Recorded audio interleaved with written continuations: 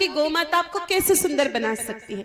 गौ माता मेरे भाई बहनों आपके घर का ब्यूटी पार्लर है। आपको दुनिया की किसी भी ब्यूटी पार्लर में जाने की आवश्यकता नहीं अगर आपके घर पर गौ माता नाम का ब्यूटी पार्लर है तो।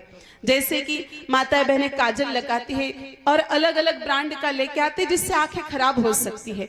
देसी गाय माता के घी का दीपक जला करके चांदी की कटोरी उल्टी करके उसमें जो आपको काजल मिल रहा है वो आप आपके आंख में लगाइए। या आपके आंख की रोशनी को भी बढ़ाएगा और आपकी सुंदरता में भी बढ़ोतरी करेगा।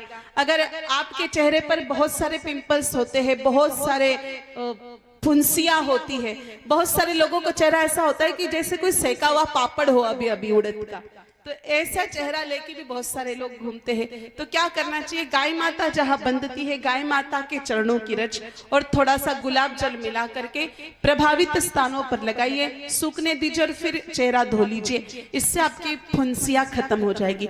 और कुछ लोगों को बहुत ज्यादा फुंसियां होती, पूरा चेहरा हमेशा भरा रहता है 24 घंटे 12 ही महीने, तो ऐसी स्थिति में छोटी बछड़ी का गोबर लेकर के थोड़ा पानी मिला करके पेस्ट बना करके चेहरे पर फेस पैक की तरह लगा लीजिए और सूख जाए तब चेहरा धो लीजिए। इससे पूरी फुंसियां खत्म हो जाएगी।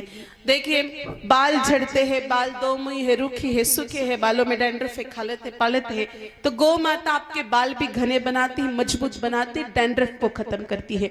2-4 दिन पुरानी खट्टी छाछ लेकर के उसमें सफेद जो मिट्टी आती है, मुल्तानी मिट्टी जिसको हम कहते हैं, बाजार में आसानी से मिल जाती, उसको गला करके और सुबह सुबह से बाल धो लीजिए। आपके बाल बिल्कुल निरोगी घने सुंदर बन जाएंगे।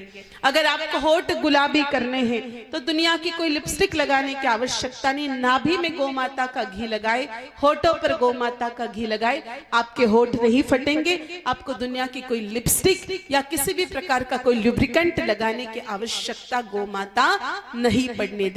अगर आपको आपके चेहरे पर तेज बढ़ाना है तो मेरे भाई बहनों प्रतिदिन रात्रि को सोते समय त्रिफला चूर्ण का सेवन करें।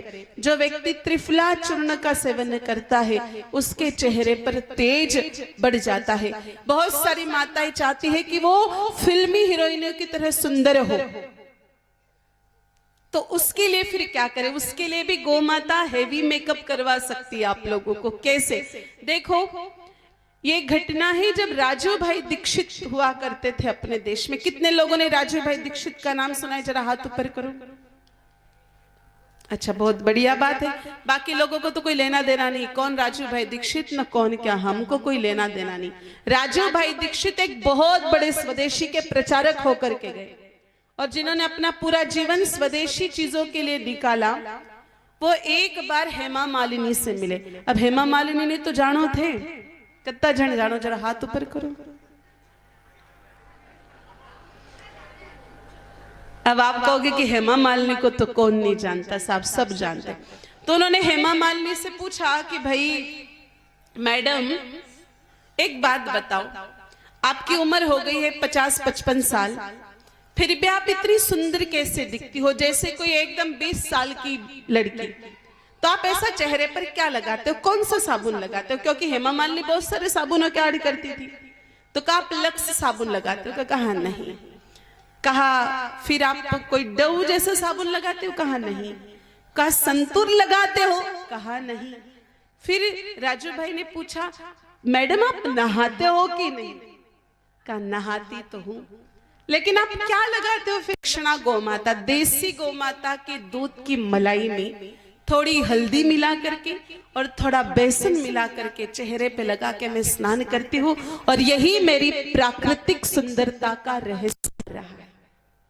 तो राजू भाई ने कहा कि आप जब देसी गाय माता के दूध की मलाई लगाती हो तो मेरी देश की माताओं को ये अलग अलग साबुन लगाने का क्यों बोलती हो? तो हेमा मालिनी ने कहा कि देश की सभी माताएं अगर देसी गाय माता के दूध की मलाई लगाने लग जाएगी तो सभी माताएं हेमा मालिनी बन जाएगी, फिर मेरी दुकान बंद पड़ जाएगी।